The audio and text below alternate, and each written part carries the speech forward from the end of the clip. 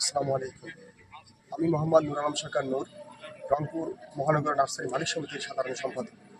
রংপুর সিটির মাননীয় mayor green city ঘোষণা দিয়েছে। এটার প্রেক্ষিতে আমরা তাদেরকে সাধুবাদ জানাই এবং বাস্তবায়নের লক্ষ্যে আমরাও মাসব্যাপী কর্মসূচি শুরু করেছি বৃক্ষরোপণ। তারই অংশে আজকে গণেশপুর বাইতুল মামুর মসজিদ এবং ঈদগাহ মাঠে আমরা আজকের কর্মসূচি চলছে। তো আসলে গাছ এমন একটা জিনিস যে গাছ না থাকলে আমরা প্রাণহীন হয়ে যাব। আর এই গাছের একটা অবদান, যে একটা 10 বছরের যদি বড় গাছ হয়ে থাকে সেটার মধ্যে 400 থেকে সামথিং কিছু 410-20 ব্যারেল একটা গাছের মধ্যে পানি থাকে। আর এই পানির কারণে আমরা এই আবহাওয়া শীতল রাখি, তাতে আবহাওয়া গরম থাকে না, শীতল হয়ে থাকে।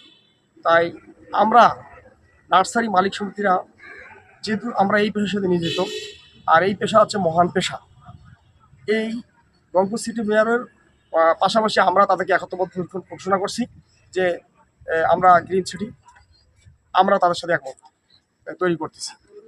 আর সেই সত্ত্বে আমি সবাইকে উদাত্ত আহ্বান করব, যেমন আমরা ভবিষ্যৎ প্রজন্মকে যেমন তাদের জন্য গাড়ি বাড়ি টাকা পয়সা ব্যাংক ব্যালেন্স ইত্যাদি ইত্যাদি সঞ্চয় করে রাখতেছি তাদের ভবিষ্যতের জন্য, আমি তাদেরকে উদাত্ত আহ্বান জানাচ্ছি যেন এই ভবিষ্যৎ প্রজন্মের জন্য আপনারা নিজ মানে প্রতিজনে আমার ভবিষ্যৎ প্রজন্মের জন্য 10-20 টাকার গাছ যারা লাগাই রাখে দেয়, তাহলে আমাদের সুন্দর পরিবেশ, বিরল পরিবেশ তৈরি হবে, আমরা সুস্থ থাকব এবং আমার ভবিষ্যৎ প্রজন্মরাও সুস্থ থাকবে। এই বলে আমি নার্সারি মালিক সমিতির পক্ষ থেকে আবারও শুভেচ্ছা জানাচ্ছি।